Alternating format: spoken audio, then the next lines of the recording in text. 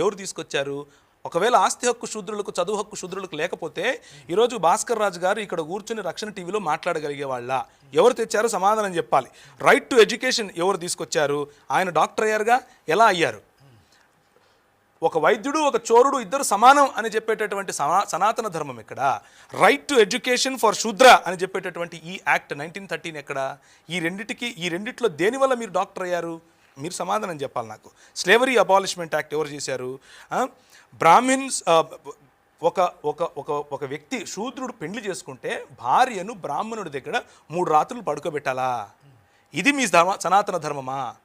దాన్ని అబాలిష్ చేసింది 1819లో. ఎవరు అబాలిష్ చేశారు? ఎవరు అబాలిష్ చేశారు?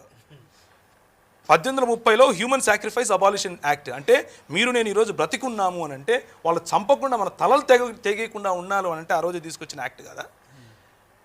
Non discrimination act 1833. Right to sit, శూద్రులకు కూర్చునే హక్కులు లేవండి, పిరుదులు కోసేవాళ్ళు.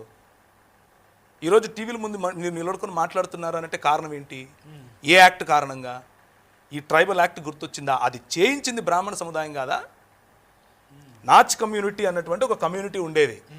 మన బడుగు బలహీన వర్గాలకు, దళిత సహోదరులను వాళ్ళు అర్ధనగ్నంగా లేకపోతే పూర్తి నగ్నంగా దేవాలయాల ఎదుట డ్యాన్సులు చేయించేవారు. ఇంతవరకు మన రెడ్డి గారు చెప్పారు ఒక మాట, అంటే భజన చేసేటటువంటి కళాకారులు ఉన్నారు అని.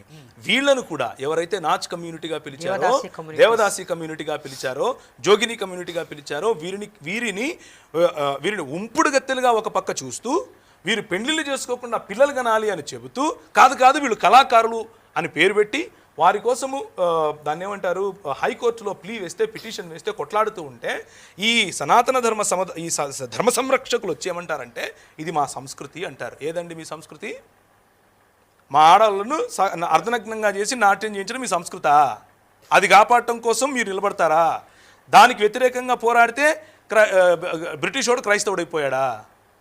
ఇది మనకున్నటువంటి గొప్ప జ్ఞానం. కాబట్టి టైటిల్ సరి చేసుకోవాలి అని మన సహోదరులు చెప్పారు, భాస్కర్ రాజు గారు. నేను కూడా ఒప్పుకుంటున్నాను ఈ విషయానికి. ఎందుకు అని అంటే టైటిల్ సరి చేసుకోకపోతే సనాతన ధర్మం చేసింది ఏమీ లేదు అని తెలిసిపోతుంది. అందుకు సరి చేసుకోవాలంటున్నారు. ఇది నా వ్యక్తిగత అభిప్రాయం, దయచేసి మీరు వేరే రకంగా అర్థం చేసుకోకండి. అలాగే డెవలప్మెంట్తో మతానికి ముడిపెట్టకూడదు అని కూడా అన్నారు. ఎందుకు అని అంటే డెవలప్మెంట్ చేసింది ఏమీ లేదు కాబట్టి. ఎందుకంటే 25% జీడిపి వేరేవాడు కొల్లగొట్టుకుంటూ పోతూ ఉంటే కొల్లగొట్టి ఇచ్చింది మీరు కాబట్టి.